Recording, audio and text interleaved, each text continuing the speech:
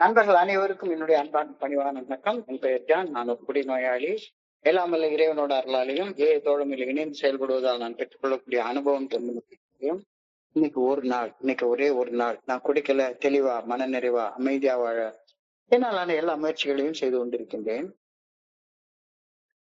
நம்ம இந்த all India Tamil நண்பர்கள் குழு ஒருங்கிணைத்து நடத்தி கொண்டிருக்கும் இந்த இரவு 9:30 to 11 ஆன்லைன் மீட்டிங்ல ஒவ்வொரு ஞாயிற்றுக்கிழமையும் எனக்கு உலக தமிழ் நண்பர்கள் குழு உலக தமிழ் நண்பர்கள் குழு அந்த தமிழ் நண்பர்கள் குழு சார்பாக இந்த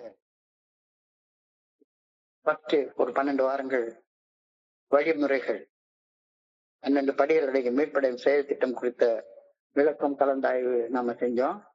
இப்போ 12 கோட்பாடுகள் ஆரம்பிச்சு 9 கோட்பாடுகளை முடிச்சு இன்னைக்கு 10வது கோட்பாடை அடைஞ்சிருக்கிறோம்.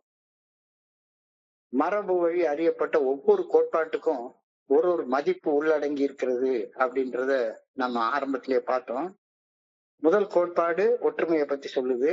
தன்னலத்தையும் தன்முனைப்பையும் புறந்தள்ளி வைத்து பொது நலனை முன்னிறுத்தி செயல்படுவதால் தோழமையில் இணைந்து செயல்படும் ஒவ்வொரு நண்பரும் தோழமை பரிந்துரைக்கக்கூடிய 12 படிகள் அடங்கிய மீட்படையும் செயல் திட்டத்தோட ஒன்றுபட்டு குணமடைதலில் தன்னுடைய முதல் அடியை எடுத்து வைக்கிறார். இப்ப முதல் கோட்பாடு ஒற்றுமையை சொல்லுது. 2வது கோட்பாடு தலைமை பண்பை பத்தி சொல்லுது.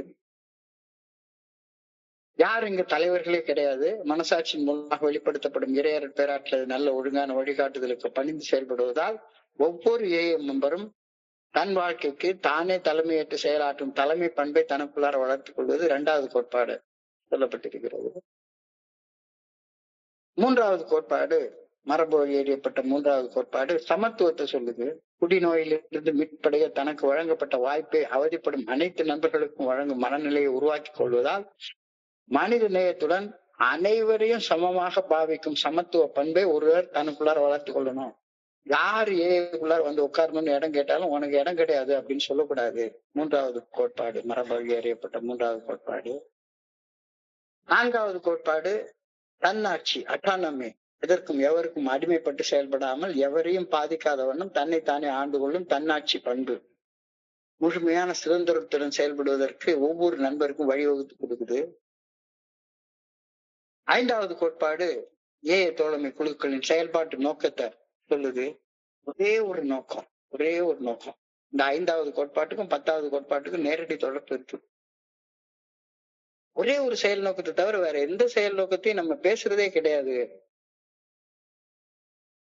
தோழமை செயல்படுவதற்கான ஒரே ஒரு நோக்கம் தெளிவாக இந்த கோட்பாட்டில் கூறப்பட்டுள்ளது. அவதிப்பட்டுக் கொண்டிருக்கும் குடிநோயாளிகளுக்கு தோழமையின் நற்செய்தியை எடுத்துச் செல்லும் ஒரே ஒரு செயல் நோக்கத்தை தவிர வேற எந்த செயல் நோக்கமும் தோழமையின் குழுக்களுக்கு கிடையவே கிடையாது. இது 5வது கோட்பாடு. 6வது கோட்பாடு தனித்து செயல்படுதல். யாரு கூட அஃபிலியேட் ஆயிக்கிறது கிடையாது, இணைந்து செயல்படுறது கிடையாது. ஒரு மெம்பர் தனியா செயல்படும். தோழமையின் பெயரு தோழமையின் ஒரே ஒரு செயல் நோக்கத்தை தவிர வேற எந்த செயல் நோக்கத்திற்கும் யாருமே பயன்படுத்தி பணம், ஆஸ்தி, அந்தஸ்து, புகழ் ஆகியவற்றை ஈட்ட முற்படக்கூடாது. இந்த கருத்துல நம்ம உறுதியாக இருந்தோம். 7வது கோட்பாடு சுய சார்பு, செல்ஃப் சப்போர்ட்டிங். சுயம் என்றால் இறைவனை குறிக்கக்கூடிய சொல். சுயம் என்றால் ஆரம்பமும் முடிவும் இல்லாமல் பிறப்பும் இறப்பும் இல்லாமல் இருக்கக்கூடிய இறைவனை குறிக்கக்கூடிய சொல். இறைவனை சார்ந்து மனசாட்சியின் மூலம் வெளிப்படுத்தப்படும் இறையர் பேராற்றல் நல்ல ஒழுங்கான வழிகாட்டுதலை சார்ந்து செயல்படுவதை பற்றி அந்த சுய சார்பு பத்தி 7வது கோட்பாடு சொல்லுச்சு. 8வது கோட்பாடு நாம எதையுமே ப்ரொஃபஷனலா லாப நோக்கத்தோட செய்ய மாட்டோம். நமக்கு இலவசமாக கிடைச்சதை இலவசமாக பகிர்ந்தளிக்கும் உன்னத பண்பினை வளர்த்து கொள்றதை பத்தி 8வது கோட்பாடு சொல்லிச்சுது. போன வாரம் பார்த்த 9வது கோட்பாடுகள் தோழமை என்பது ஒரு இன்ஸ்டிடியூஷன் இல்ல, ஒரு அமைப்பு இல்ல, ஒரு நிறுவனம் இல்ல, ஒரு ஆர்கனைசேஷன் இல்ல. அவதிப்படும் நண்பர்களுக்கு பணி செய்ய அமைப்பு ரீதியான ஆட்சி அதிகாரம் யாருக்குமே கிடையாது. பணி செய்யறதுக்கு மனித நேயம், அன்பு மட்டும்தான் அவசியம் அப்படின்ற கருத்து 9வது கோட்பாட்டுல வலியுறுத்தி சொல்லப்பட்டிருந்தது. இப்போ 10வது கோட்பாடு முரண்பாடு இல்லாத ஒரு தன்மை, நான் கான்ட்ரவர்ஷியல். தோழமை எந்த ஒரு கருத்தையும் ஆதரிப்பதோ எதிர்ப்பதோ கிடையவே கிடையாது.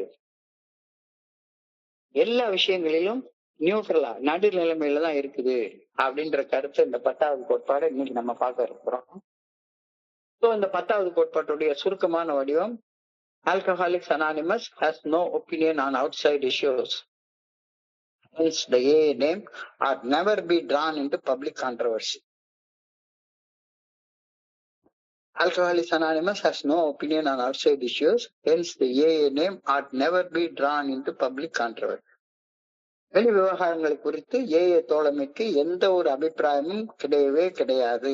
எனவே பொது கருத்து முரண்பாடுகளில் ஏஏ தோழமையின் பெயரை ஈடுபடுத்தல் கூடவே கூடாது.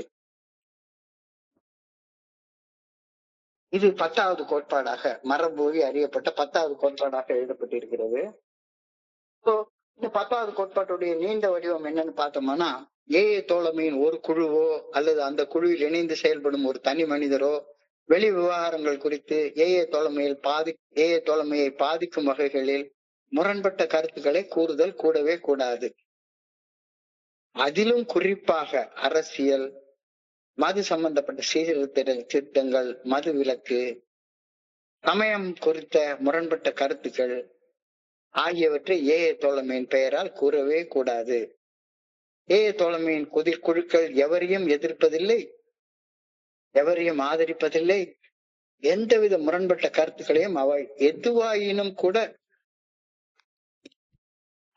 கூறுதல் கூடவே கூடாது. இது 10வது கோட்பாடு. வெளி விவகாரங்களை குறித்து எந்த விவகாரமா இருந்தாலும் சரிதான், அதை குறித்து ஏஏ தோழமைக்கு எந்த ஒரு அபிப்பிராயமும் கிடையவே கிடையாது. எனவே பொது கருத்து வேறுபாடுகளில், பொது கருத்து முரண்பாடுகளில் ஏஏ தோழமையின் பெயரை ஈடுபடுத்துதல் கூடவே கூடாது அப்படின்னு சொல்லுது. இப்போ வெளி விவகாரங்கள்னா என்ன அப்படின்னு சொல்லி யோசிச்சா, இந்த நம்மளுடைய 12 and 12 பில்டபிள்யூ அழகா எழுதுறாரு. 5வது கோட்பாட்டுல நமக்கு ஒரு சிங்கிள்டன் பர்பஸ் கொடுத்திருக்காங்க. அவதிப்பட்டு கொண்டிருக்கும் மனிதர்களுக்கு விடிவு உண்டு என்ற செய்தி எடுத்து சொல்ற ஒரு கருத்தை தவிர வேற எந்த செயல் நோக்கமும் ஏஏ தோழமைக்கு கிடையவே கிடையாது. அந்த ஒரு செயல் நோக்கத்தை தவிர்த்த வேற எந்த கருத்தும் ஏஏ தோழமைக்கு முரண்பட்ட கருத்துக்கள் தான் அப்படின்ற கருத்தை பில்டபிள்யூ சொல்றாரு. நம்ம ஏஏ தோழமை ஜூன் மாசம் 10ஆம் தேதி 1935வது வருடம் நிறுவப்பட்ட அந்த நாள் முதற்கொண்டு இன்னைக்கு வரைக்கும் எந்த ஒரு முரண்பட்ட கருத்துக்களின் காரணமாக நாம பிளவுபட்டு நின்றதே கிடையவே கிடையாது. சரித்திரத்தை பின்னோக்கி பார்த்துக்கிட்டா பிளவுபட்டு நின்னவங்க மறைஞ்சு போயிடுவாங்க, இருக்க மாட்டாங்க, ஏஏ தோழமைக்குள்ளார இருக்க மாட்டாங்க. என்னுடைய குருஜி அழகா சொல்லுவாரு, நான் நின்னுட்டு இருக்கேன், என்னை விட்டு ஒரு 100 மீட்டர் தூரத்துல 2 பேர் உட்கார்ந்து பலார்னு அடிச்சுக்கிறான், ஒருத்தன் இன்னொருத்தன் அடிச்சுக்கிட்டு இருக்கிறான். இந்த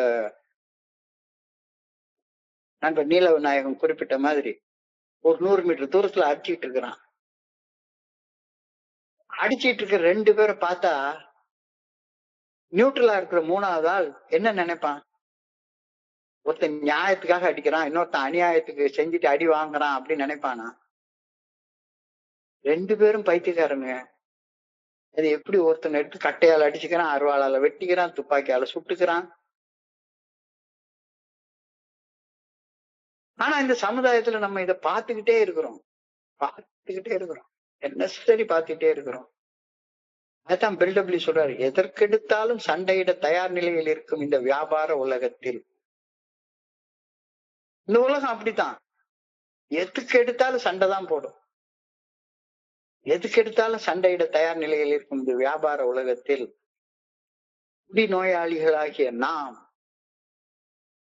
உயிர் பிழைச்சி இருக்கணும் அப்படின்னா வெளிப்படையாக எவருடனும் ஒருதலை பட்சமாக ஆதரவு அளித்து நின்றது கிடையாது. அது நமக்குள்ளார நாமளே ஏற்படுத்தி கொண்ட ஒரு உயர்ந்த ஒரு ஆன்மீக பண்பாக இந்த கோட்பாட்டுடைய ஆரம்ப வரிகள்லயே பில்டபிள்யூ சொல்றாரு. ஒரு தலை பட்சமாக ஏஏ தோழமை ஆதரவு அளித்து நின்றது கிடையவே கிடையாது. சமநிலையில் செயல்படும் உயரிய நற்பண்பினை நாம் போராடி பெற்றுக் கொள்ளவில்லை. ஏன்னா ஏஏ தோழமை பிறக்கிறதுக்கு முன்னாலேயே 2 தோழமைகள் அமைப்பு ரீதியாக தாங்களே ஆர்கனைஸ் பண்ணி கொண்டு ஆரம்பிச்சு லட்சக்கணக்கான உறுப்பினர்களை உள்ள வாங்கிட்டு அதுக்கப்புறம் இருந்த இடம் தெரியாம மறைஞ்சு போனதை நம்ம அனுபவத்துல பார்த்திருக்கிறோம். வாஷிங்டோனியன் குரூப் அப்படின்றது முதல்ல ஆரம்பிக்கப்பட்ட குரூப்.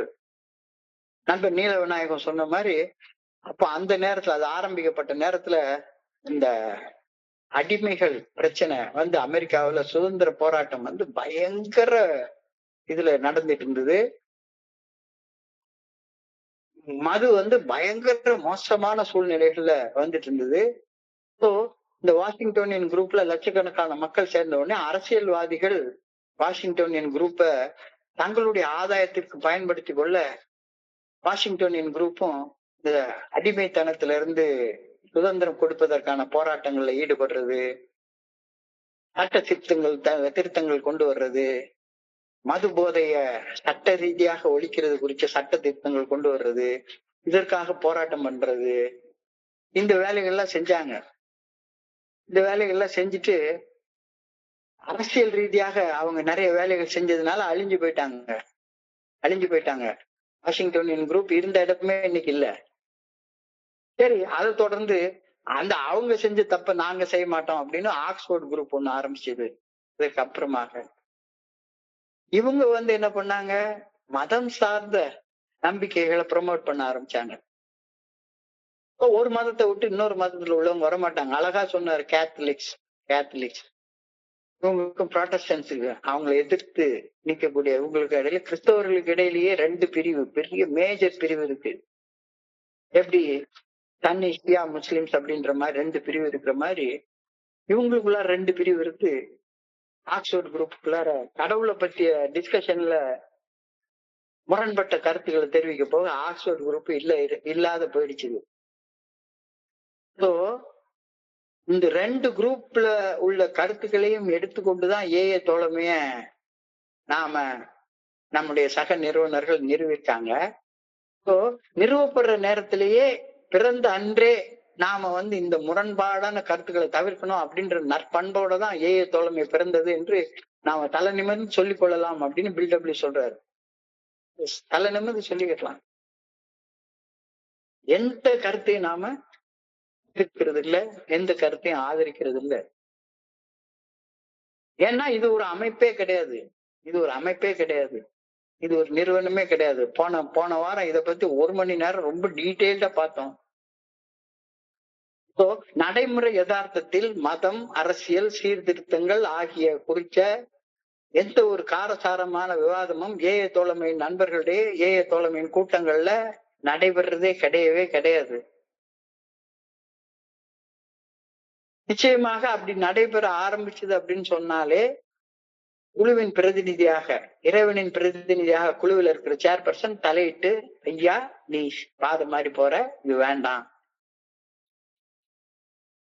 ஏன்னா ஒரு எல்லைக்கு மேல போறப்ப அந்த பகிர்வை நாம இது பண்றோம். சோ இது வந்து நம்மளுக்குள்ளார இயற்கையாக பிறந்த பண்பாகவே மாறி போயிடுச்சு. பல வருட காலங்கள் தொடர்ந்து இப்படியே நடந்துட்டதுனால நடைமுறை யதார்த்தத்துல நாம ஏஏ தோழமையில மதத்தை பத்தி பேசுறது இல்ல.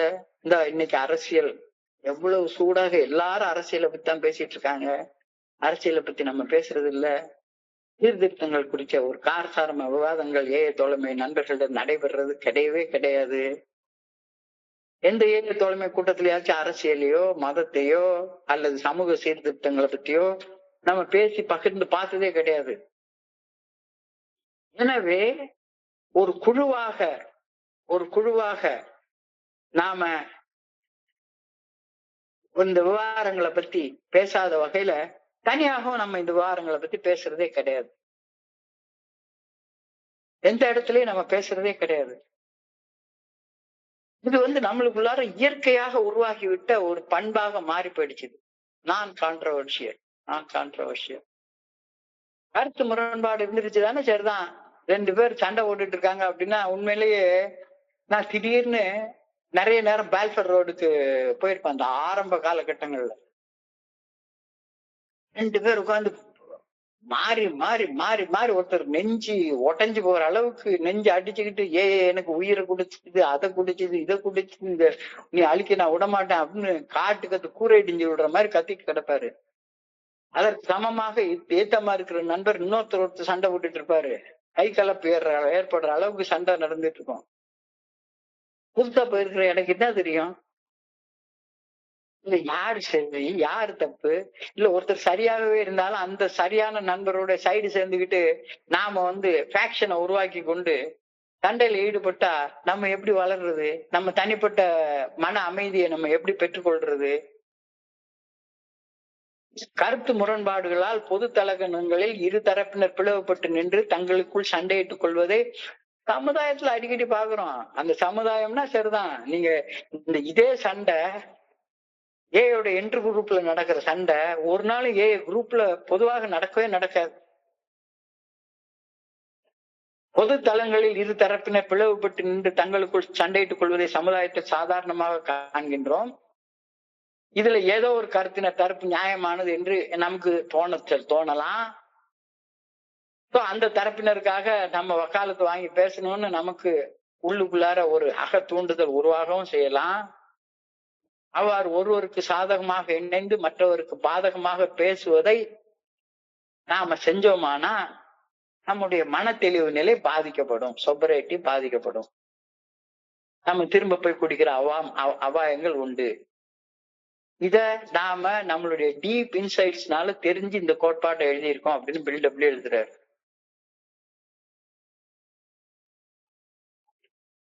ஒரு தரப்பினரின் கருத்து நியாயமானது என்று கருதி அந்த ஒரு தரப்பினருக்காக வக்காலத்து வாங்கி பேச வேண்டும் என்று அதிதீவிரமாக அகத்தூண்டல் நமக்குள்ளார உருவானால் ஒருவருக்கு சாதகமாக இணைந்து மற்றவருக்கு பாதகமாக பேசுவதை நீ தவிர்க்கலன்னா உனக்குள்ளார உள்ள சிந்தனைகள் முரண்பட்டு பாத மாறி போய் நீ ரொம்ப கஷ்டப்படுவ. இந்த இடத்துல உலக அரசியல கூட பில்டபிள்யூ எடுத்து காட்டுறாரு. உலக அரசியல கூட எடுத்து காட்டுறாரு. கருத்து வேறுபாடுகளால் வடிவமைக்கப்பட்ட தேசங்கள். அதாவது ஒரு தேசம்ன்றது ஒரு பெரிய நிறுவனம் மாதிரி, ஒரு பெரிய ஆர்கனைசேஷன் மாதிரி. இந்த தேசமே உள்ளுக்குள்ளார உள்ள ஒருமித்த கருத்து இல்லாம பக்கத்து தேசத்துல உள்ள கருத்துல இருந்து வேறுபட்டு முரண்பட்டு நான் இந்த ரிலிஜியனை சேர்ந்த தேசம், நான் இந்த சொசைட்டியை சேர்ந்த தேசம், இது கருப்பர்களுக்கான தேசம், இது வெள்ளைக்காரங்களுக்கான தேசம், இது கேத்தலிக்ஸான தேசம், இது ப்ரொடெக்ஷன்ஸுக்கான தேசம் அப்படின்ற கருத்து வேறுபாடுகளால் வடிவமைக்கப்பட்ட தேசங்கள் கருத்து முரண்பாடுகளால் சண்டையிட்டு லட்சக்கணக்கான கோடிக்கணக்கான உயிர்களை கொன்று குவித்து இன்னைக்கு வரைக்கும் கொன்று குவிச்சு கொண்டு இருக்கிறத கண்ணால பாக்குறோம். துண்டு துண்டாக சிரிந்து சின்ன பின்னமாக மாறி இருப்பதை சரித்திரம் நமக்கு வெளிச்சம் போட்டு காட்டுகின்றது.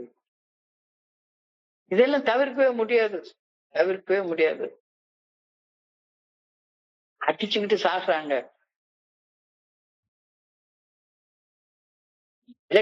நைட் அப்படின்னு சொல்லி நமக்கு சுதந்திரம் வாங்கி கொடுத்த நாளை பத்திய கருத்தை எல்லாரும் சொல்றாங்க. அதுதான் பாடினாரு. இவ்வளவு கஷ்டப்பட்டு வாங்கின சுதந்திரத்தை இவ்வளவு கிறுக்குத்தனமா சண்டை போட்டு விட்டுட்டு இருக்கோமே. இத சரித்திரம் நமக்கு வெளிச்சம் போட்டு காட்டுது.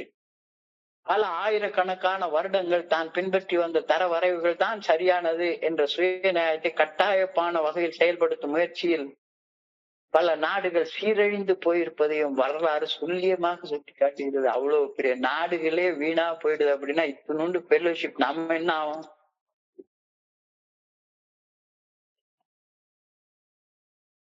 வரலாறு இத துல்லியமாக சுட்டி காட்டுகின்றது. இந்த நவீன யுகத்திலும் கூட இப்ப உட்கார்ந்து இவ்வளவு மாடர்னா நம்ம பேசிட்டு இருக்கோம். இந்த நவீன யுகத்திலும் கூட மனம், மதம், இனம், மொழி, ஜாதி, அது இது அப்படின்னு பல்வேறு வகையான வேறுபாடுகளால் தூண்டப்படும் அரசியல் மற்றும் பொருளாதார யுத்தங்களால் கோடிக்கணக்கான செத்து மடிவதை இன்னைக்கும் பார்த்துக்கிட்டே தான் இருக்கோம். பில்டபிள்யூ எழுதின அந்த காலத்துல மட்டுமில்ல 2026லயும் பார்த்துட்டே தான் இருக்கோம். மனிதர்கள் மேல் எப்படி ஆட்சி அதிகாரம் செலுத்துவது, இயற்கை வளங்களையும் மனித உழைப்புகளையும் எப்படி பங்கிட்டுக் கொள்வது என்பதை தீர்மானிப்பதில் உருவாகும் முரண்பாட்டு சண்டைகளால் புதிய புதிய வகைகளில் பல பல கொடூரமான கொலைகள் நிகழ்வதற்கான வாய்ப்புகளின் மத்தியில் தான் நாம வாழ்ந்து கொண்டிருக்கின்றோம். இத்தகைய சூழ்நிலையில தான் ஏஐ தோழமையின் செயல் திட்டம் பிறந்தது. ஏஐ பிறக்கிறப்ப அப்பதான் 2வது உலக யுத்தம் உக்கிரமாக நடந்து கொண்டிருக்கிற நேரம். உக்கிரமாக பயங்கரமா நடந்துட்டு இருக்கிற நேரம். இருப்பினும் இறையர் பேராற்றலது அருளால் ஏஐ தோழமையின் 12 படிகள் அடங்கிய மீட்படையும் செயல் திட்டம் அந்த நேரத்துல 2வது வேர்ல்டு வார் நடக்கிற நேரத்துலதான் இது வடிவமைக்கவே பட்டது. இவ்வளவு பேரை இது அந்த நேரத்துல வழிகாட்டி ஏஐ தோழமையின் 12 படிகள் அடங்கிய மீட்படையும் செயல் திட்டம் தனி மனிதர்கள் பிழைத்திருந்து தலை தோங்கி வளர்வதற்கு இன்னைக்கு வரைக்கும் உதவி செய்துகிட்டே இருக்குது. இந்த உதவியை நாம தொடர்ந்து பெற்றுக்கொள்ளணும் அப்படின்னு சொன்னா இந்த ஒரு வேலையை தவிர வேற வேலையை ஏஐல பார்க்காது. வெளியே போய் என்ன வேணா செஞ்சுக்கோ. ஏஐக்குள்ளார கருத்து முரண்பாடுகளை பேசவே பேசாத. இங்க வந்தியா, நான் குடிநோயாளி என்று ஒப்புக்கொள்றதுல ஆரம்பிச்சு குடிநோயின் காரணங்கள் என்ன, என்னுடைய குணக்கோளாறுகள் அப்படின்னு தெரிஞ்சுக்கிட்டதுல எப்படி தெரிஞ்சுக்கிட்டேன் அப்படின்றது, அந்த குணக்கோளாறுகள் ஏன்றிருந்து போறதுக்கு நான் கடவுள் சாட்சியாக ஒரு மனுஷன் முன்னால் என்னுடைய தவறுகளின் உண்மையான தன்மையை ஒப்புக்கொண்டதுல இருந்து என்னுடைய குணக்கோளாறுகள் என்கிட்ட இருந்து கடவுளால் அகற்றப்படுவதற்கு முழுமையான தயார் நிலையில இருந்து அந்த குறைபாடுகள் நீக்கும்படி பணிவோட வேண்டி பக்கத்துல இருக்க எந்த மனிதரையும் பாதிக்காத வகையில செயல்படுவதற்காக பாதிக்கப்பட்ட மனிதர்களை பட்டியல் போட்டு பார்த்து எந்தெந்த செயல்கள் என்னுடைய சக மனிதர்களை பாதிச்சது அப்படின்னு சொல்லி அந்த செயல்களை திருப்பிக் கொள்றது, தொடர்ந்து அகத்தாய்வு செய்வது, தொடர்ந்து பிரார்த்தனை செய்வது, தொடர்ந்து தியானம் செய்வது, நாம் படைக்கப்பட்ட நோக்கத்தை தெரிஞ்சு கொள்வது, அந்த நோக்கத்தின்படி வாழ்வதற்கான ஆற்றலை கேட்டுக்கொள்வது, இந்த வழிமுறைகளை பின்பற்றியதன் பலனாக ஒரு ஆன்மீக விழிப்புணர்வை பெற்றது. இந்த தத்துவங்களை எங்கள் வாழ்க்கையின் எல்லா அம்சங்களிலும் கடைபிடிக்கிறது. இந்த ஒன்ன தவிர 12 படிகள் அடங்கிய மீட்படையும் செயல் திட்டத்தை வாழ்க்கையாக வாழ்ந்த அனுபவத்தை தவிர வேற எல்லாமே ஏஐக்கு முரண்பட்ட கருத்துக்கள் தான். நாம் ஒருவருடனும் வேறு எவருடனும் கருத்து வேறுபாடுகளால் சண்டை போட்டோம்னா இதை செய்யவே முடியாது.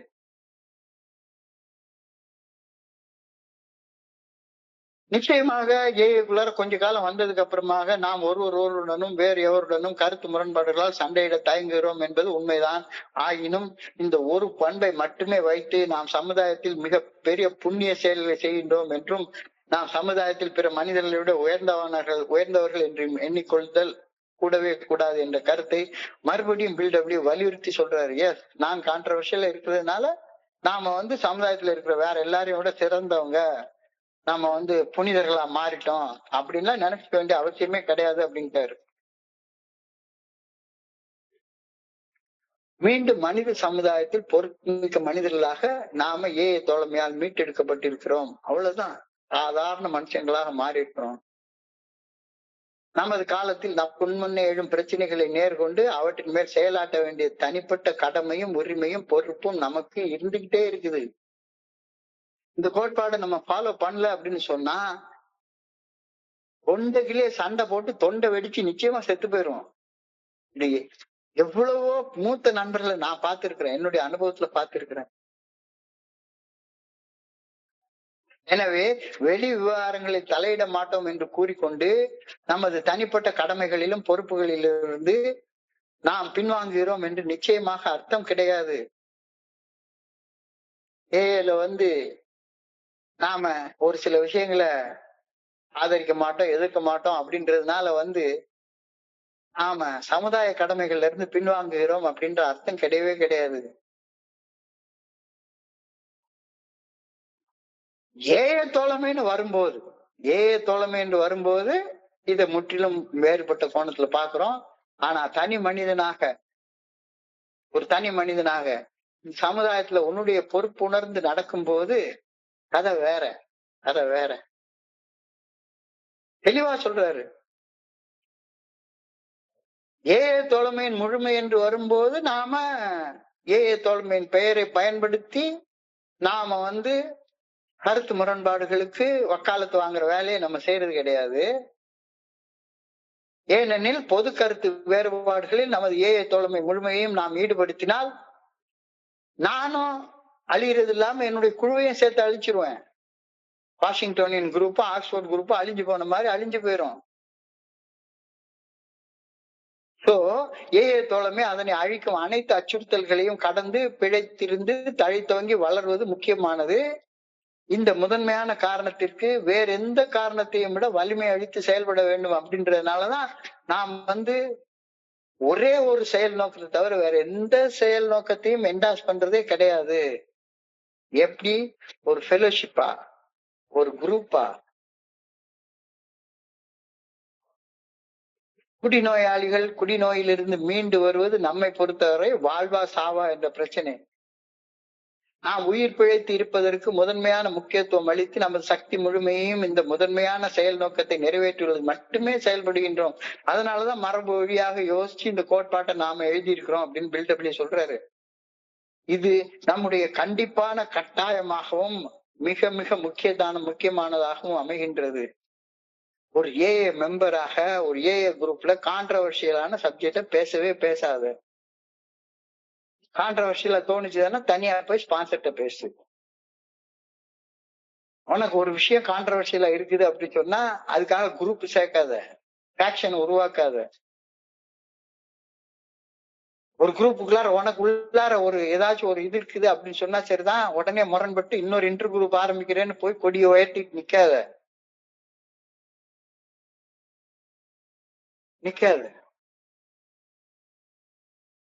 பொது கருத்து முரண்பாடுகளில் ஈடுபடாததால் ஏஏ தோழமையின் நண்பர்கள் அனைவரும் அமைதியின் தூதுவர்களாகவும் ஏஏ தோழமையின் மிகப்பெரிய மகிழ்வான குடும்பமாகவும் மாறிவிட்டார்கள் அர்த்தம்லாம் கிடையாது. இது அப்படி நிச்சயமாக இல்லை. ஏஏ தோழமையில் இணைந்து செயல்படும் மனிதர்களாகிய நாமும் சராசரி மனுஷங்க தான். நமக்குள்ளாரே அற்ப காரியங்களுக்காக சண்டைகள் வந்து கொண்டேதான் இருக்கும். ஒருத்தன் மட்டன் பிரியாணி போடலாமா, ஒருத்தன் சிக்கன் பிரியாணி போடலாமா, இல்ல ஒருத்தன் வெஜிடேரியன் தான் போடலான்னு சொல்லுவான். அற்ப காரியங்களுக்காக நமக்குள்ளார சண்டைகள் நடந்து கொண்டேதான் இருக்கும். ஒருத்தன் நம்ம நடத்தக்கூடிய ஒரு சாதாரண மீட்டிங்ல பண்ணலாம்னு நினைப்பான். ஒருத்தன் இல்ல ஒரு நாளைக்கு 2 லட்சம் ரூபா கொடுத்து பெரிய ஏசி ஹால்ல உட்கார்ந்து 2000 பேரை கூட்டி ஒரு அனிவர்சரி நடத்தலாம் சொல்லுவான். சண்டை வந்துகிட்டு தான் இருக்கும். நாங்கள் உள்ள சமநிலையை ஓரளவு அடையும் முன்னர் எங்களது ஏஏ தோழமை அதனது வெளிப்புறத்தில் எந்த இடத்தையும் விட மிகப்பெரிய போர்க்களமாகவே காட்சி அளித்தது. அப்படியே பில்டபிள்யூ அந்த நிலைமையை விலைக்கு சொல்றாரு. என்னடா நம்ம ஊர்லதான் சண்டை போட்டாங்கன்னு நினைச்சா அமெரிக்காவிலயும் அதே சண்டையை தான் போட்டிருக்காங்க. போர்க்களமாக காட்சி அளித்தது. ஒரு மிகப்பெரிய தொழில் நிறுவனத்தில் இயக்குநராக பணி செய்து $1 லட்சம் பணத்திற்கு சர்வசாதாரணமாக ஒப்புதல் வழங்கும் அதிகாரம் படைத்த ஒரு ஏஏ நண்பர் வெறுமன $25 மதிப்புள்ள போஸ்டல் ஸ்டாம்ப் வாங்குறதுக்கு இங்க ஒருத்தன் உட்காந்து கணக்கு கேட்டுட்டு உட்கார்ந்து இருப்பான். அவர் வேலையெல்லாம் விட்டுட்டு உட்கார்ந்து இருப்பாரு. இது எனக்கு நடந்தது. வெறுமன சாதாரண சின்னோண்டு பட்ஜெட் போடுற விஷயம். இதுல 7000 கேள்வி கேட்பாங்க. நான் எனக்கு தனிப்பட்ட முறையில நான் 1000 கோடி ரூபாய் பட்ஜெட்டை சர்வ சாதாரணமா நான் போட்டிருக்கேன். ஆனா இங்க உள்ளார வர்றப்ப இங்க 50 ரூபாய் ஸ்டாம்ப் வாங்கினதுக்கு எப்படி யாரை கேட்டு வாங்கினு கணக்கு கேட்பாங்க. கூரை இடிந்து விழுற அளவுக்கு சத்தம் போட்டு சண்டை வேற போடுவாங்க.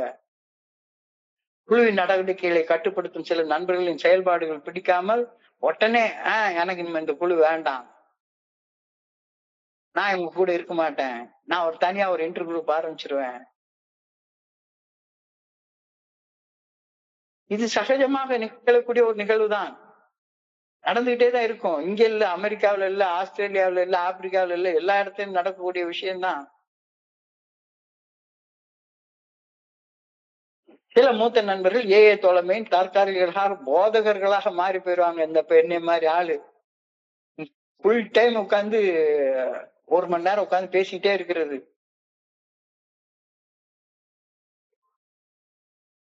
போதகர்களாக மாறிட்டா போதகம் பண்ண போற இடத்துக்கு எனக்கு டிக்கெட்டை போட்டு கொடு, ரூமை போட்டு கொடு, எனக்கு சாப்பாட்டுக்கு செலவு பண்ணு, பிக்கப் பண்ணு, டிராப் பண்ணு.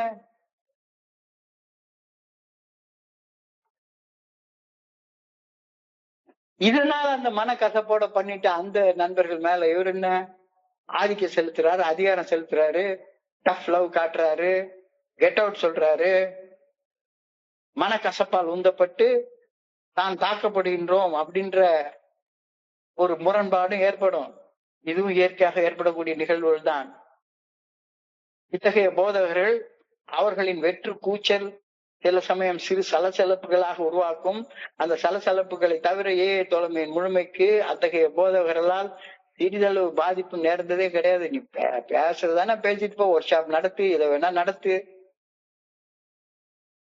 உனக்கு யார் வர்றாங்களோ வச்சு நடத்து, அது ஒண்ணும் பிரச்சனையே கிடையாது.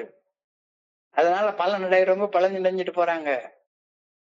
ஆனா அது நடத்தணும் நடத்தாதன்னோ இங்க ஒரு தீர்மானம் போட வேண்டியது அவசியமே கிடையாது. ஒற்றுமையுடன் வாழ்வதற்கு அத்தகைய அனுபவங்களும் முக்கியமான பங்கை ஆற்றின. அவர்களை போன்ற போதகர்களும் பெரும்பாலும் எப்பொழுதும் பல பல வழிகளில் தோழமையின் திறம்பு செயல்பாட்டின் மேல் அக்கறை எடுத்துக்கொண்டு செயல்பட்டார்கள் அப்படின்ற உண்மையும் மறுக்க முடியாத உண்மைதானே. அது பிறகு எதிர்க்கிற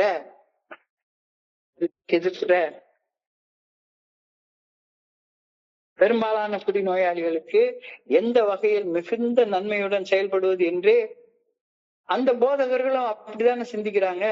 அவங்களுக்கு தெரிஞ்ச வகையில ஒரு பெரிய லிஸ்ட போட்டு கொடுப்பாங்க. எப்படி 4 ஸ்டெப் பண்றது, எப்படி 5 ஸ்டெப் பண்றது, அப்படி பண்றது, இப்படி பண்றதுன்னு சொல்லுவாங்க. இது எல்லாமே நம்ம பார்த்துதான் வந்திருக்கோம். உடனே போர்க்கொடி தூக்கிட்டு அவங்க எல்லாம் அப்படி செய்யக்கூடாது, இவங்க எல்லாம் இப்படி செய்யக்கூடாது, இதை நான் ஆதரிக்கிறேன்னு சொல்லாத. பிடிச்சா போய் உட்காரு, பிடிக்கலன்னா வந்துரு.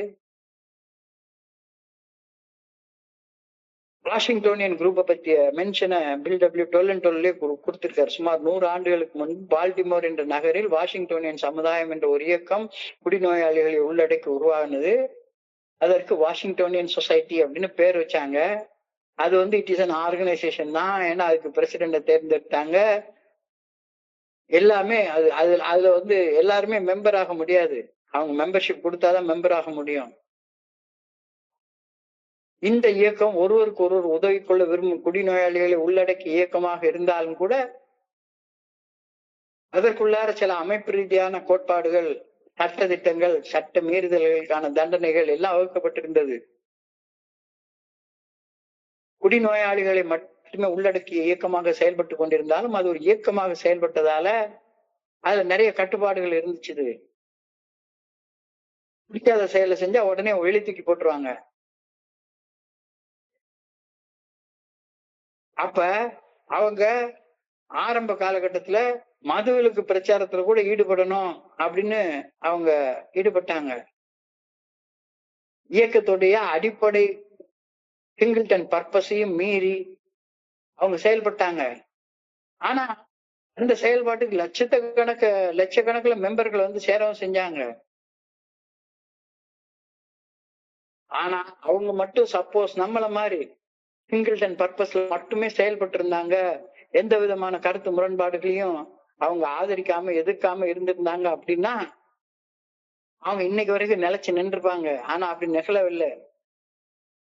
வாஷிங்டோனியன் சமுதாயம் என்ற அந்த இயக்க அமைப்பின் உறுப்பினர்கள் குடிநோயாளிகள் மற்றும் குடிநோயால் பாதிக்கப்பட்ட அரசியல்வாதிகளையும் சீர்திருத்தவாதிகளையும் சுயநலத்திற்காக தங்களது இயக்கத்தின் கொள்கைகளையும் தக்குவத்தையும் உபயோகித்துக் கொள்ள முயற்சி செய்தார்கள். அந்த காலத்துல நிலவன அந்த அடிமைத்தனம், நீக்ரோக்கள் அடிமையாக ஒரு மார்க்கெட்ல போய் ஒரு மனுஷனை வாங்குறது, அந்த அடிமைத்தனத்துக்கு எதிராக குரல் கொடுத்தாங்க. குரல் கொடுக்க வேண்டியது தப்புன்னு சொல்லவே இல்லை. ஆனா நம்ம அந்த அளவுக்கு அத ஸ்ட்ரென்த் உள்ள ஒரு ஆளாக இல்லை. அதனால அவங்க என்ன பண்ணிட்டாங்க, அழிஞ்சு போயிட்டாங்க. அவங்களுக்கு இதா நிக்கவே முடியல.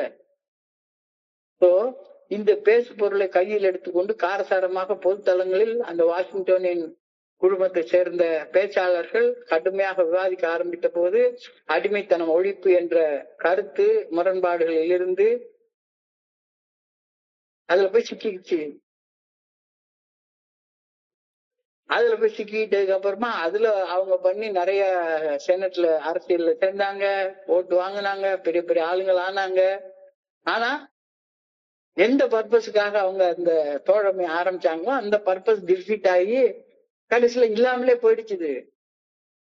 லட்சக்கணக்கான பேர் சேர்ந்தாங்க, லட்சக்கணக்கான பேர் அதுல சேர்ந்துட்டு போய் குடிச்சிட்டாங்க. அந்த இயக்கத்திற்கு உறுதியுடன் பணி செய்யும் வாய்ப்பு அதுக்கப்புறமா கிடைக்கவே இல்லை. சமுதாய பிரச்சனைகளுக்காக நிதானமாக அறப்போர் நடத்த ஆரம்பித்த பின்னர் சில வருடங்கள் வாஷிங்டோனியன் சமுதாயம் என்ற இயக்கம் குடிநோயாளிகள் திறம்பட பணியாற்றும் தனது ஆற்றலை முற்றிலுமாக இழந்து போயிருந்தது. இந்த அனுபவத்தை வச்சுதான் இந்த கோட்பாட்டை நம்ம எழுதியிருக்கிறோம். ஏன்னா ரொம்ப பயங்கர லட்சக்கணக்கான மெம்பரை உள்ளடக்கி ஏகப்பட்ட ப்ராப்பர்ட்டி வாங்கி அவங்க செயல்பட்டாங்க. வாஷிங்டோனியன் சமுதாயம் என்ற அந்த இயக்கத்திலிருந்து கற்க வேண்டிய முக்கியமான அனுபவ பாடத்தை தோழமை கவனிக்க தவறவே இல்லை. வாஷிங்டோனியன் சமுதாயம் என்ன காரணத்தால அழிவின் பாதையில போச்சு அப்படின்றத கண்டு ஆராய்ந்து அறிந்த பின்னர் தோழமை பொது கருத்துப்பாடு வேறுபாடுகளில் ஈடுபடவே கூடாது என்ற உறுதியான தீர்மானத்தை தீர்மானித்து அந்த தீர்மானத்தை மரபு வழி அறியப்பட்ட 10வது கோட்பாடாக நாமல் வடிவமைத்து சொல்லியிருக்கோம். வெளி விவகாரங்களை குறித்து தோழமை எந்த வகையான அபிப்பிராயமும் சொல்லவே சொல்லாது. டாக்டருக்கு போய் நம்ம ஒப்பீனியன் சொல்றது கிடையாது. இன்னைக்கு மது விலக்குத்துறை அமைச்சராக சேர்ந்திருக்கிற அவருக்கு ஆலோசனை சொல்ற வேலையெல்லாம் நமக்கு கிடையாது. நம்மளுடைய ஒரே வேலை 12 படிகள் அடங்கிய மீட்படையும் செயல் திட்டத்தை வாழ்க்கையாக வாழ்ந்து அந்த வாழ்க்கை அனுபவங்களை பகிர்ந்து கொள்றதை தவிர வேற ஒண்ணுமே நமக்கு கிடையாது அப்படின்ற கருத்து தெளிவாக அழகாக அழுத்தம் திருத்தமாக சொல்லியிருக்காங்க.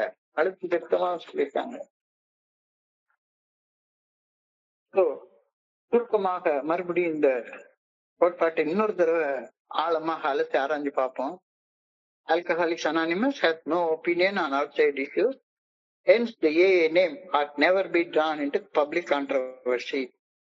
வெளி விவகாரங்களை குறித்து தோழமை எந்த ஒரு அபிப்பிராயமும் கொண்டிருப்பது கிடையாது. எனவே பொது கருத்து முரண்பாடுகளில் தோழமையின் பெயரை ஈடுபடுத்துதல் கூடவே கூடாது.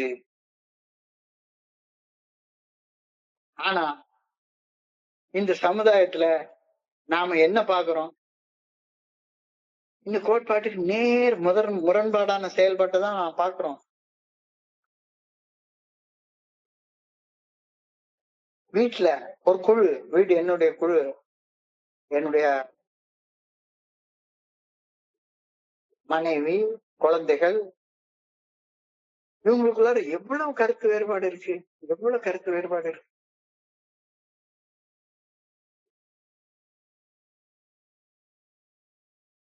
ஒரு நண்பர் சொன்னாரு, இன்னைக்கு காலையில என்னோட பகிர்ந்து கொண்டார்,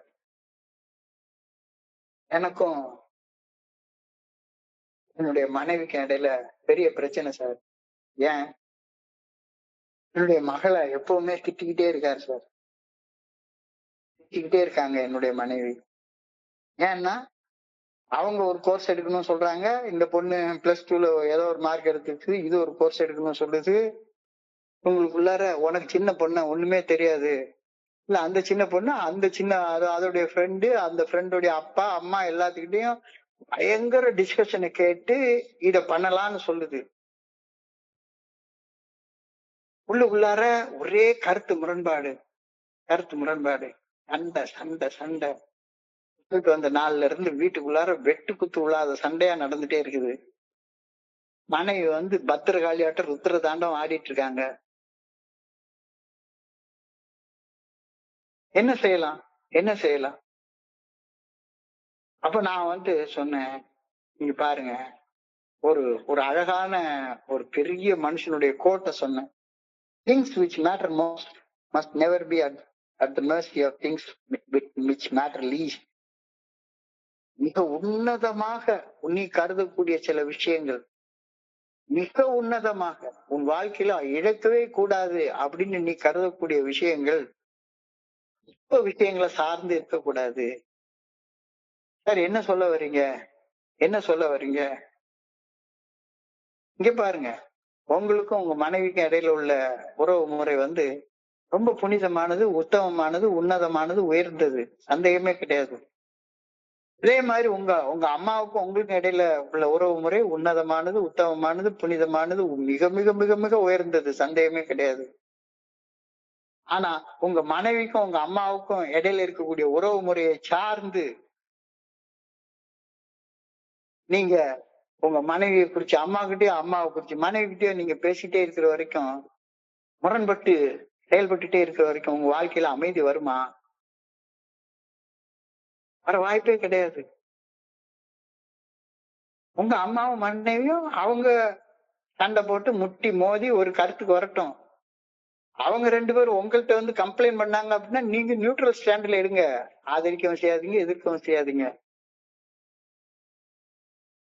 அதே மாதிரி உங்க மகள் உங்க மகளுக்கும் உங்களுக்கு இருக்கிற உறவு வந்து ரொம்ப புனிதமானது, உத்தமமானது, உயர்ந்தது, சிறந்தது, சந்தேகமே கிடையாது. உங்க மனைவிக்கும் உங்களுக்கு இருக்கிற உறவும் அப்படிப்பட்டதுதான். ஆனா மனைவிக்கும் மகளுக்கும் இடையில அப்பப்ப சண்டை வரும், கூடிப்பாங்க, இன்னைக்கு அடிச்சுப்பாங்க, நாளைக்கு கூடிப்பாங்க.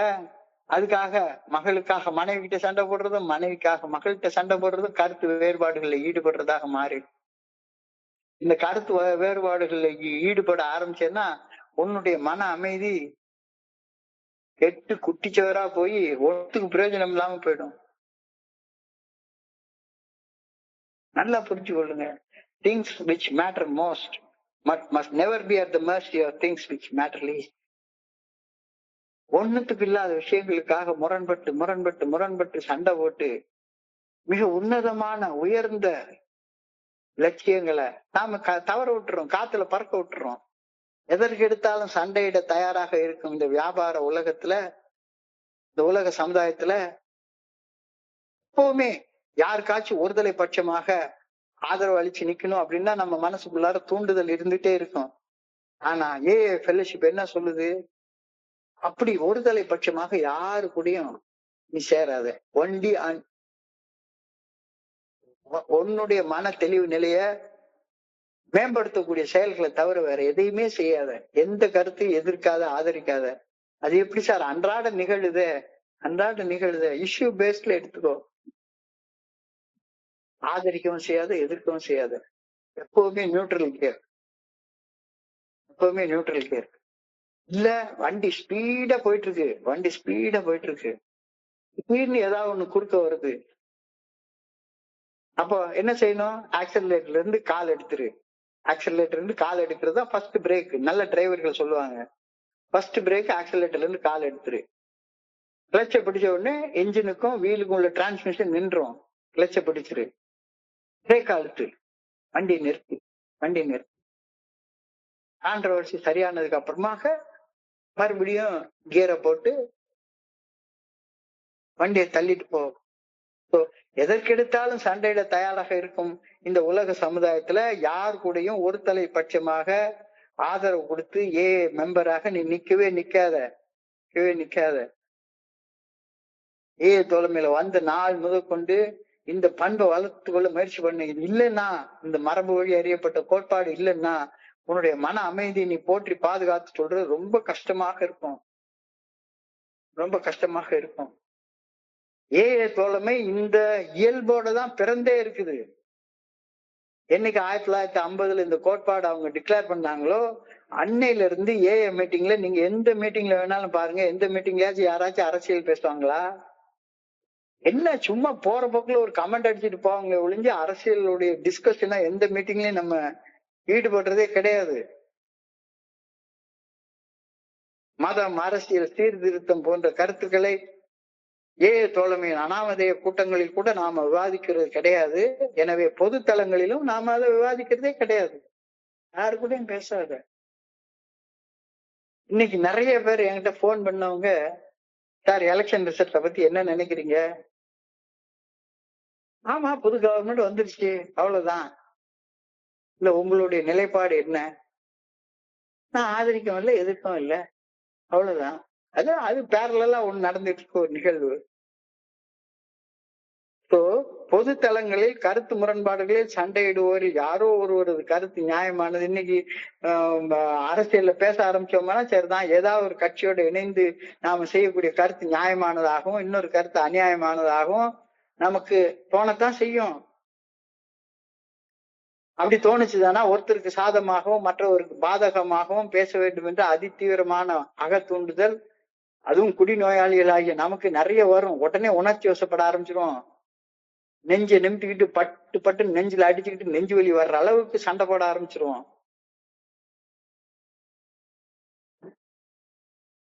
இது தப்பு, இது வேண்டாம், இது வேண்டாம். இந்த இடத்துலதான் சொல்றாரு, கருத்து வேறுபாடுகளால் வடிவமைக்கப்பட்ட தேசங்கள். 2 நாடே கருத்து வேறுபாடுல தான் ஆரம்பிக்கவே செஞ்சிருக்கு. எப்படி அவங்களுக்குள்ளார சமாதானமா இருக்க போறாங்க? அடிச்சுக்கிட்டு கொத்து கொத்தா சாக போறாங்க. என்னுடைய குருஜி ஒருத்தர் சொல்லுவாரு, 2 உலக யுத்தம் நடக்குது. உலக யுத்தத்துல ஒரு நாட்டின் தரப்புல 50,000 பேர் கொல்லப்பட்டார்கள், இன்னொரு நாட்டின் தரப்புல 40,000 பேர் கொல்லப்பட்டார்கள். எந்த நாடு அதிக எண்ணிக்கையில மனிதர்களை கொன்று குவித்ததோ அந்த நாடு வெற்றி பெற்றது. எந்த நாடு பல கோடி கணக்கான ரூபாய் சேதங்களை உருவாக்குச்சதோ அந்த நாடு வெற்றி பெற்றது. என்னையா பைத்தியகாரத்தனமான டிக்ளரேஷன். ஆனா இந்த இவ்வளவு நவீனமாக வளர்ந்த யுகத்திலையும் நாம இப்படிப்பட்ட ஒரு நிலைமை தான் கண்ணால பாக்குறோம். இந்த பில்டபிள்யூ தொல்லு எழுதி காட்டுறாரு. கருத்து வேறுபாடுகளால் வடிவமைக்கப்பட்ட தேசங்கள் தான் பின்பற்றும் தரவரைவுகள் அதுதான் முக்கியமானது என்று வாதிடும் மதவாத அமைப்புகள், நான் சொல்லி கொடுக்குற தியானம் தான் சிறந்தது, என்கிட்ட வந்து கத்துக்கலன்னா வேற எங்கேயும் நீ தியானத்தை கத்துக்க முடியாது, நான் சொல்லி தர்ற பிரார்த்தனை தான் மிக உயர்ந்த பிரார்த்தனை, என் கடவுள் தான் உயர்ந்த கடவுள், இப்படின்ற கருத்து முரண்பாடுகளோடு ஒருவரோடு ஒருவர் சண்டையிட்டு இந்த கடந்த 2000 வருஷங்கள் 3000 வருஷங்கள் பார்த்தோம்னா கோடிக்கணக்கான உயிர்களை கொன்னு குவிச்சுட்டு அன்பே சிவம் அப்படின்னு சொல்லி சொல்றாங்க. இங்க இருந்து கங்கை வரைக்கும் படையெடுத்து போய் ஆயிரக்கணக்கான லட்சக்கணக்கான மக்களை கொன்னு அடிமைப்படுத்தி அங்க இருந்து ஒவ்வொருத்தன் தலையிலையும் ஒரு குடம் தண்ணியை தூக்கி வச்சு கடவுளுக்கு அபிஷேகம் பண்ற ஆள் வந்து அன்பின் செயலாக அதை பாக்குறாங்க. சரித்திரத்துக்கு நமக்கு சரியா சுட்டி காட்டு, தெளிவாக சுட்டி காட்டுது. இவ்வளவு அட்வான்ஸ் ஆனதுக்கு அப்புறமாக இந்த நவீன யுகத்திலும் கூட மதம், இனம், ஜாதி, தேசம் ஆகியவை தூண்டும் வேறுபாடுகளால் சண்டையிட நாம இன்னைக்கு வரைக்கும் உந்தப்படுகின்றோம். அது கிடையாது. அதுதான் சொல்லி காட்டுறாங்க. எந்த வகையான கருத்து வேறுபாடுகளிலும் ஈடுபட்டேன்னா சரிதான், உன் மன அமைதி கெட்டு போயிடும். மனிதர்கள் மேல் எப்படி ஆட்சி அதிகாரம் செலுத்துவது, இயற்கை வளங்களை மனித உழைப்பையும் எப்படி கூறு போட்டு சுரண்டி பிரித்துக் கொள்வது, இது போன்ற முரண்பாடுகளால் மனித சமுதாயமே அழிந்து கொண்டிருப்பதை கண்ணுக்கு முன்னால பாக்குறோம். உலக யுத்தம் அதி தீவிரமாக நடந்து கொண்டிருந்த தருணத்தில் தான் ஏஏ தோழமை பிறக்கவே செய்தது. கருத்து முரண்பாடுகளுக்கு மத்தியில் தான் ஏஏ தோழமையின் 12 படிகள் அடங்கிய மீட்படையும் செயல் திட்டம் வகுக்கப்பட்டது. அங்கதான் பிராக்டிஸ் பண்ணவே ஆரம்பிச்சோம். பிராக்டிஸ் பண்ணி எல்லார் மேலையும் சமமான அன்பு கொண்டிருக்கக்கூடிய அந்த ஆன்மீக விழிப்புணர்வை நாம இந்த இதுல இருந்து பெற்றுக்கொள்றோம். கருத்து முரண்பாடுகளில் ஈடுபடாமல் செயல்படும் ஒரு பண்பை மட்டுமே நம்ம ஏஏ தோழமை சமுதாயத்தில் வளர்த்து கொள்கின்றோம். இது ஒண்ணு மட்டும் இருந்துட்டதுனால நாம வந்து உயர்ந்தவர்களாக நம்ம கருதி கொள்ள முடியாது. நாம ஓரளவுக்கு அடுத்தவங்களோட ஆனா அமைதியில கொஞ்சம் ஓரளவுக்கு வாழக்கூடிய மனிதர்களாக மாறி வருகிறோம். ஏஏ தோழமையில் இன்று இணைந்து செயல்பட்டதால் நாம் சமுதாயத்தில் பொறுப்பிக்க மனிதர்களாக மாறிவிட்டோம் அப்படின்றது சந்தேகமே கிடையாது. எனவே காலத்தால் நம் கண்முன்னே எழும் பிரச்சனைகளை நேர்கொண்டு அவற்றின் மேல் செயலாற்ற வேண்டிய பொறுப்பும் கடமையும் உரிமையும் நமக்கு நிச்சயமாக இருக்குது. வெளி விவகாரங்களில் தலையிடவே மாட்டோம் என்ற கோட்பாடை ஒரு சமாதானமாக கூறிக்கொண்டு நமது தனி மனித பொறுப்புகளில் இருந்தும் கடமைகளில் இருந்தும் பின்வாங்குவது நிச்சயமாக நியாயமாகாது. ஆனால் ஏஐ தோழமையின் முழுமையுடன் இன்று இணைந்து செயலாற்றும் போது மட்டும்தான் இந்த கொள்கை வித்தியாசமான கோணத்துல பார்க்கப்படுகிறது. அதுக்காக ரோட்ல போயிட்டு இருக்கேன், அவர் சொன்ன மாதிரி நான் எத்தனையோ தடவை நான் போயிருக்கேன். ரோட்ல போயிட்டு இருக்கேன், ஒரு ஆக்சிடென்ட பாத்துறேன். ஒரு ஆக்சிடென்ட பார்த்த உடனே இம்மிடியட்டா என்னுடைய போன்ல வந்து 108 நம்பர் இருக்கு. 108 நம்பருக்கு பட்டுன்னு போன் பண்றேன். அல்லது பக்கத்துல ஏதாச்சும் ஒரு பெரிய ஒருத்தன் அடிச்சு வெட்டி குத்திக்கிட்டு இருக்கான், 100க்கு போன் பண்ணி போலீஸ்க்கு இன்ஃபார்ம் பண்றது. இது தனி மனிதனாக என்னுடைய கடமை, தனி மனிதனாக என்னுடைய கடமை. ஆனா ஏஐ தோழமை என்ற முழுமை என்று வரும்போது ஏஐ தோழமையில நம்ம போய் ஒரு கம்ப்ளைண்ட் கொடுக்க வேண்டிய அவசியம் கிடையாது.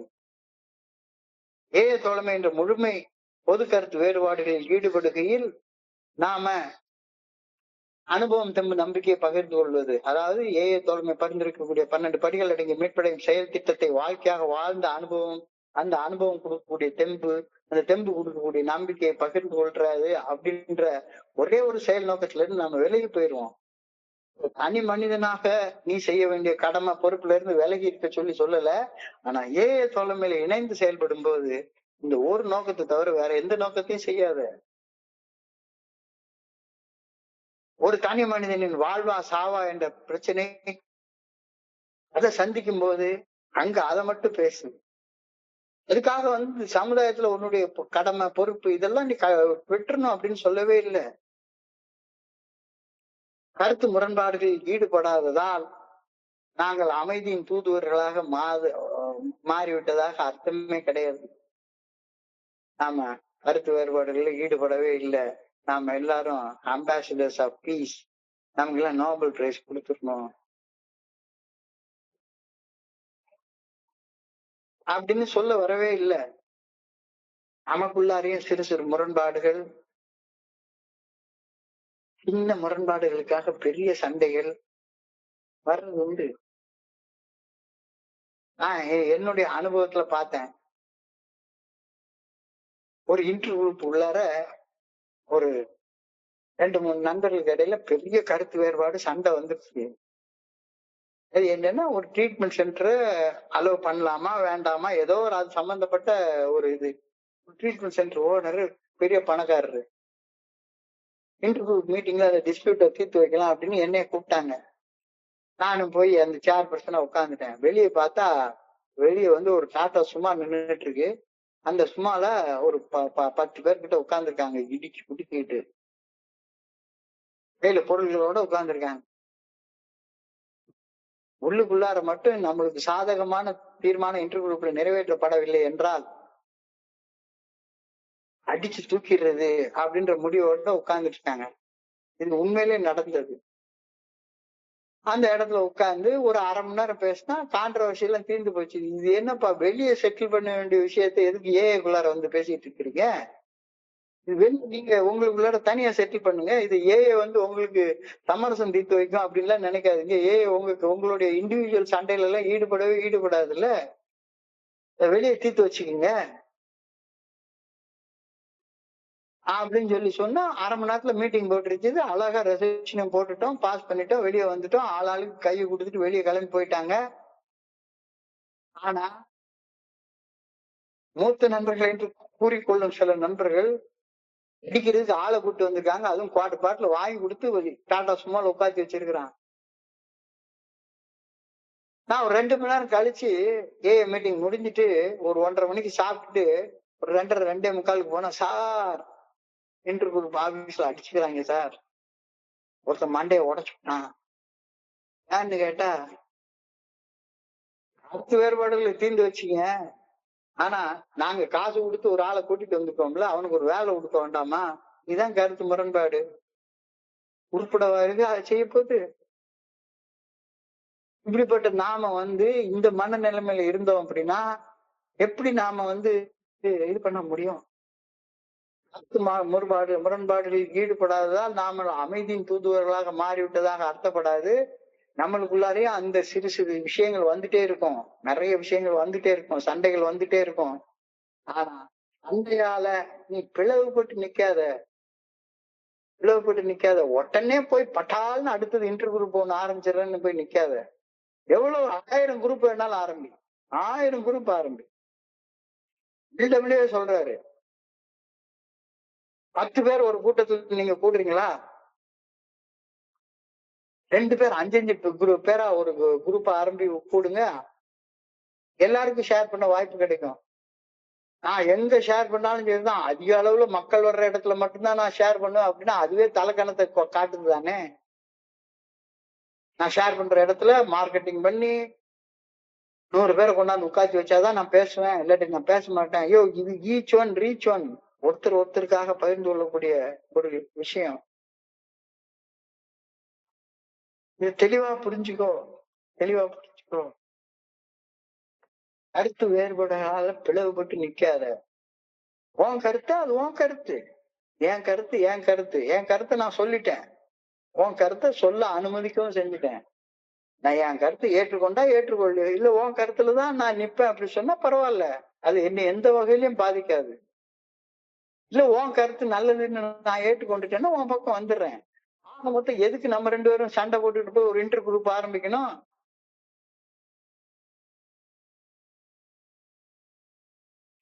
இந்த பாடங்கள் எல்லாம் நம்ம எங்க இருந்து கத்துக்கிட்டோம் அப்படின்னா, நம்ம மரபு வழியாக வந்த அனுபவத்துல இருந்து தான் கத்துக்கிட்டோம். கருத்து வேறுபாடுகளால் பிளவுபட்டு நிற்கக்கூடாது என்ற மாபெரும் அனுபவ பாடத்தை வாஷிங்டனின் சமுதாயம் மற்றும் ஆக்ஸ்போர்ட் குழு ஆகிய அமைப்புகளிடமிருந்து நாங்கள் கற்றுக்கொண்டோம்.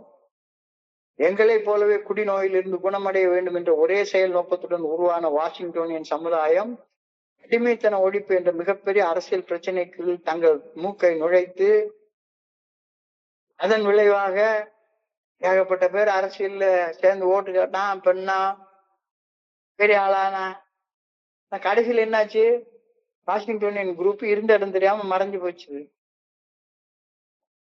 அதே மாதிரி ஆக்ஸ்போர்ட் குரூப் என்ன சொன்னாங்க, லார்ட்ஸ் பிரேயரை மட்டும்தான் சொன்னாங்க. ஒரு குறிப்பிட்ட மதத்தை தவிர வேற எந்த மதத்தையும் அவங்க ஆதரிக்க மாட்டோம்னு சொன்னாங்க.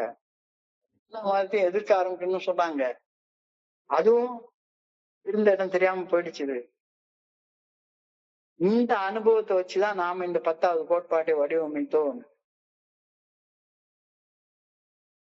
ஏன், என்ன காரணத்தினால வாஷிங்டனியன் குரூப்பும் ஆக்ஸ்போர்ட் குரூப்பும் அழிஞ்சு போச்சுது அப்படின்ற காரணத்தை நாங்க உட்கார்ந்து அலசி ஆராய்ஞ்சு 15 வராக பேசி எடுத்து முடிச்சு, அதற்கு அப்புறமாக நாமளும் கஷ்டப்படுற மனுஷங்க உதவி செய்யற நிலைமையில இருந்து இப்ப வேலைக்கு போயிடக்கூடாது அப்படின்ற அந்த உறுதியான நிலைப்பாட்டுல இருந்து இந்த 10வது கோட்பாட்டை வடிவமைத்தோம்.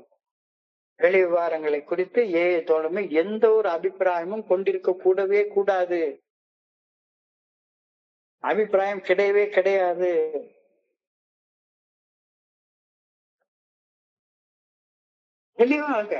தெளிவாக எழுதிட்டாங்க. கருத்து முரண்பாடுகளை நீ வேணா போய் தனியா போய் பண்ணிக்கோ. ஏஐயோடைய பேரை வச்சு அந்த கருத்து முரண்பாடுகள்ல ஈடுபடாத. ஏ பிக் புக்ல சொல்லிருக்கு, ஏ ட்ரெடிஷன்ல சொல்லிருக்கு, ஏ கம்ஸ் ஆஃப் ஏஜ்ல சொல்லிருக்கு அப்படின்னு எந்த வகையான கான்ட்ரவர்சியும் சண்டை போடாது. ஏன்னா நான் இப்ப மறுபடியும் சொல்றேன், இங்க சொல்லக்கூடிய கருத்துக்கள் எல்லாமே என்னுடைய கருத்துக்கள். நான் ஏ 12 ட்ரெடிஷன்ஸை கையில வச்சுக்கிட்டு தான் நான் இந்த பகிர்வே உங்களுக்கு கொடுத்துட்டு இருக்கேன். ஆனாலும் கூட 12 ட்ரெடிஷன்ஸ் புக்கை நான் படிக்கிற நேரத்துல, 10வது கோட்பாட்டை படிக்கிற நேரத்துல என் மூளைக்கு தகுந்த மாதிரி தானே அந்த கோட்பாட்டை நான் புரிஞ்சு கொள்ள போறேன். என் கோட்பாட்டை பத்தி என்னுடைய மனித மூளையுடைய அந்த கெப்பாசிட்டிக்கு தகுந்த மாதிரி நான் புரிந்து கொள்றப்ப என்னுடைய மனித குறைபாடுகளும் நான் பகிர்ந்து கொள்ளக்கூடிய பகிர்வுகள் இருக்கத்தானே செய்யும். அவர் சொல்லிட்டாரு, நீ யோசிச்சு பாரு, நீ யோசிச்சு பாரு, நீ யோசிச்சு பாரு, முரண்பாட்டுல ஈடுபடாத. இப்போ 2 செயல்கள் இந்த கோட்பாட்டின் அடிப்படையில செய்வதற்காக பரிந்துரைச்சிருக்கிறாங்க. 2 செயல்கள் என்ன செய்யணும், இந்த கோட்பாட்டை நடைமுறைப்படுத்துறது, தனி மனிதனாகிய நான் இந்த கோட்பாட்டை நடைமுறைப்படுத்துறதுக்கு என்ன செய்யணும் அப்படின்னு யோசிச்சு பார்த்தா, என் மனசுல உருவாகக்கூடிய முரண்பாடுகளை நியாயப்படுத்தி என் சக மனிதர்களுடன் சண்டையிட ஏஏ தோழமையை ஒரு சாதகமாக, ஒரு கருவியாக நான் பயன்படுத்துகின்றேனா? கொஞ்சம் ஆழமாக சிந்திக்க வேண்டிய ஒரு விஷயம். ஆஸ் அன் இண்டிவிஜுவல், எனக்குள்ளார நானே ஒரே கருத்து வச்சிருக்க மாட்டேன்ல. காலையில ஒரு கருத்து வச்சிருப்பேன், சாயங்காலம் ஒரு கருத்து வச்சிருப்பேன்.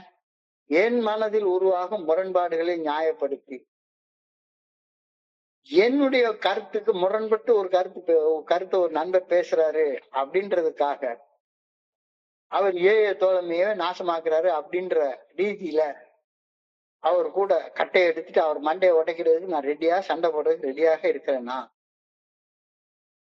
கொஞ்சம் ஒவ்வொருத்தரும் அவங்க நெஞ்சில கையை வச்சு பார்த்து இந்த கேள்விக்கு பதில் சொல்லுவோம். என் மனதில் உருவாகும் முரண்பாடுகளை நியாயப்படுத்தி என் சக மனிதர்களுடன் சண்டையிட ஏஏ தோழமையை ஒரு சாதகமாக நான் பயன்படுத்திக் கொள்கின்றேனா? முதல் செயல். இரண்டாவது செயல், என்னுடைய பொறுப்புகளை உணர்ந்து செயல்படும் போது யதார்த்த வாழ்க்கையில் கவனிக்க வேண்டிய கடமைகளில் இருந்து நான் பின்வாங்குகின்றேனா? கருத்து வேறுபாடுகளில் ஈடுபடக்கூடாது அப்படின்னு என் கண்ணு முன்னால் நடக்கிற அநியாயத்தை நான் தட்டி கேட்க தவறுறேனா? இளைய தோழமே வேற, உன் தனி மனித வாழ்க்கை வேற.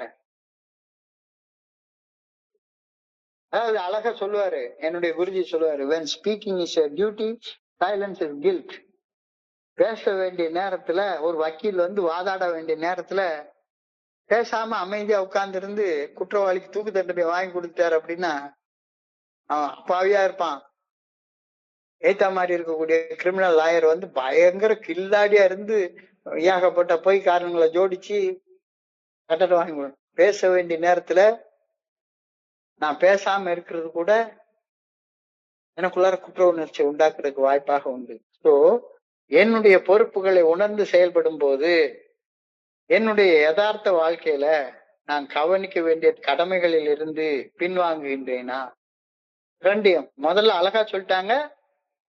ஏஏ தோழமையை உடைக்கிறதுக்கு நான் ஏதாவது தப்பு பண்றேன்னா, அல்லது இந்த கோட்பாட்டை உபயோகப்படுத்திட்டு நான் பொறுப்பு இல்லாம நடந்துக்கிறதுக்கு, என்னுடைய பொறுப்பற்ற தன்மையை நியாயப்படுத்துறதுக்கு, இல்ல நான் எந்த வகையான முரண்பாட்டிலும் ஈடுபட மாட்டேன் அப்படின்னு நான் தீர்த்து வைக்க வேண்டிய என்னுடைய பிரச்சனைய, வாழ்க்கை பிரச்சனைய, அதுல இருந்து ஒரு சாக்கு போக்கு சொல்லி நழுவி போயிட்டு இருக்கிறேன்னா? ரெண்டு செயல்களையும் செய்ய சொல்லி இன்னைக்கு நமக்கு கொடுத்திருக்கிறாங்க. இதை தொடர்ந்து ஒரு அழகான ஆழமான பிரார்த்தனை கொடுக்கப்பட்டிருக்கிறது. 10வது கோட்பாட்டிற்கான பிரார்த்தனை. அன்பான இறைவா, என்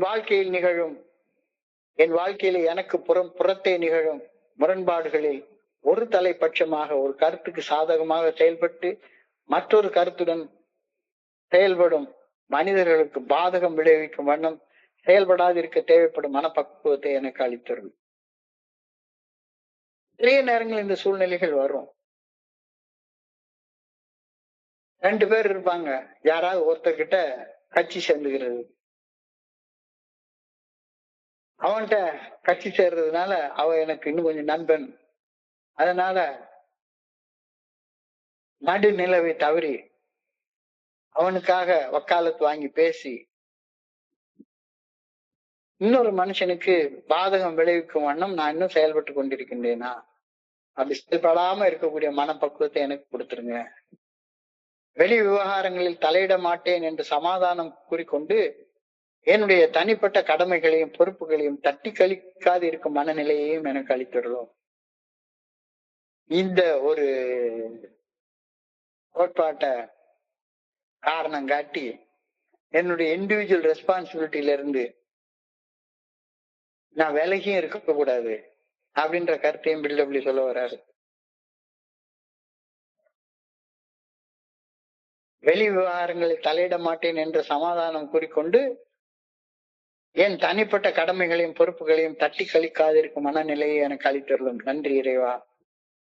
இந்த பிரார்த்தனை இன்னொரு தடவை வாசி இந்த பகிர்வை நிறைவு செய்து கொள்றேன். 10வது கோட்பாட்டுக்கான பிரார்த்தனை. அன்பான இறைவா, என் வாழ்க்கையில எனக்கு புறத்தே நிகழும் முரண்பாடுகளில் ஒரு தலைப்பட்சமாக ஒரு கருத்துக்கு சாதகமாக செயல்பட்டு மற்ற கருத்துடன் செயல்படும் மனிதர்களுக்கு பாதகம் விளைவிக்கும் வண்ணம் செயல்படாதிருக்க தேவைப்படும் மனப்பக்குவத்தை எனக்கு அளித்தருளும். வெளி விவகாரங்களில் தலையிட மாட்டேன் என்ற சமாதானத்தை கூறிக்கொண்டு என் தனிப்பட்ட கடமைகளிலும் பொறுப்புகளிலும் அவற்றையும் தட்டி கழிக்காது இருக்கும் மனநிலையை எனக்கு அளித்தருளும். நன்றி இறைவா. மிக அழகான ஆழமான கோட்பாடு. இந்த கோட்பாடை பத்தி நான் சிந்திக்கிறப்ப என் மனதை கடந்து சென்ற சிந்தனைகளை அவங்க கூட பகிர்ந்து கொள்ள இந்த நல்ல வாய்ப்பை உருவாக்கி கொடுத்த இந்த குழுவிற்கு என்னுடைய மிக பணிவான நன்றிகளை தெரிவித்துக் கொள்றேன். பொறுமையாக கேட்ட ஒவ்வொரு நண்பருக்கும் என்னுடைய பணிவான நன்றிகள். இந்த இரவு பொழுது நண்பர்களுக்கு இனிமையான இரவாக அமையணும்னு இறைவனை பணியோடு வேண்டிக் கொள்கின்றேன். நன்றி நன்றி நன்றி நன்றி நன்றி நன்றி. வாழ்க வையகம், வாழ்க வளமுடன். Thank you so much, thank you so much, thank you so much.